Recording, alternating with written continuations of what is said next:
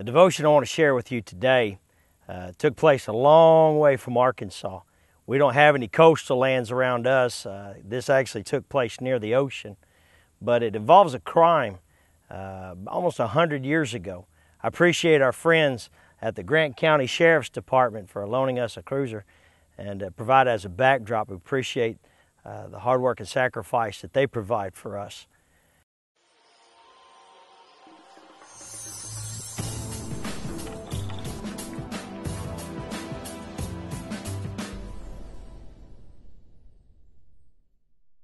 I want to share with you today, take you back to a moment in time, April the 18th, 1935. In the middle of the night, there was a couple fishermen that were out in the water seeing what they could catch, and they hooked a 14.5-foot tiger shark. Shark weighed about 1,600 pounds. It was an immense tiger shark, huge. They thought, man, we can make some money off of this. So they contacted a local aquarium, and aquarium said, sure, bring it on over. So they got the trucks together, took it over to the Coogee Aquarium in Sydney, and it was placed on exhibit. The shark would swim around, and people would come by and watch it and look at it. Well, the shark was acting kind of funny. It wasn't eating for about a solid week. The shark would not eat. As a matter of fact, every day the shark would start acting a little more weird and a little more weird. It was erratic in its behavior. They couldn't find out what was wrong. It's not like you can get down in there with a veterinarian and check it out. And so they watched the shark, and after about a week, the shark began vomiting. And as it vomited up things that it had apparently eaten, because tiger sharks are not picky about what they eat. They're kind of the garbage collectors of the ocean. And as he began vomiting up these things that it had eaten, in the middle of people watching the exhibit, out came a human arm. You can imagine how the people reacted when they saw this human arm. And immediately they quarantined the shark. They went down there and retrieved the arm. They wound up killing the shark to make sure there was no other human body parts in it, and there wasn't. On this arm, there was a piece of rope tied around it as if it had been bound. And on the shoulder of that arm was a tattoo. It was a tattoo of two boxers. And they couldn't figure out, who does this arm belong to? Well, they fingerprinted the hand, and using the tattoo, they tracked it down to a man named James Smith.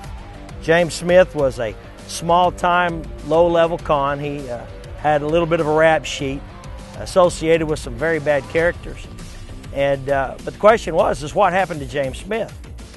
Well, as they began investigating, they never would actually find the rest of James Smith. They never knew what happened to him. When they studied the arm, they found out that the arm was not bitten off by the shark. It was actually severed by a person. So there must have been a murder that took place. And by investigating this arm that this accidentally caught shark, accidentally vomited up in front of people, they began investigating, and that investigation turned into a lot of arrests, including drug trafficking. There was a large smuggling cartel that was shut down. The Sydney Mafia didn't go out of business, but for quite a while they stopped because there was too many of the law enforcement agencies that were prowling around trying to find out what had taken place. And by investigating this one arm from this one man, they wound up making a lot of arrests for other things, probably associated with the same people who wound up killing James Smith. The Bible talks about, and I want to share this with you, the Bible speaks of a couple different places that deals with our sins. That when we sin, we run the gamble of getting caught. The Bible tells us in the book of Numbers, in the Old Testament, chapter 32, verse number 23, it talks about that in here the writer is saying the people needed to behave a certain way. They need to be doing certain things that God required of them. And said, but if you do not do so, then take note, you have sinned against the Lord, and be sure that your sin will find you out. You cannot hide your sin because your sin is before God. You may not sin before your pastor. You may not do things in front of other people, but you have to understand God watches. God watches. And there may be some things that our friends at at Grant County they may not see, other police departments they may not see, but I tell you there is one, the ultimate law authority, and that's Jesus Christ. He does see. The Bible tells us in the book of Luke, chapter number 8, in verse 17, Jesus said, "For nothing is secret that will not be revealed, nor anything be hidden that will not be known and come to the light." When we think that nobody's watching, when we think we do things nobody sees, it's not affecting anyone, I'll tell you it does. It affects your relationship with God. And it does have repercussions. Here's somebody that killed James Smith, probably cut his body up, threw it in the ocean thinking nobody'd be the wiser. And yet here comes a shark that takes one body part, probably the only piece of his body that could be identified, brings it back to the land, and through investigations, a lot of people get in trouble who had nothing to do probably with this one single murder.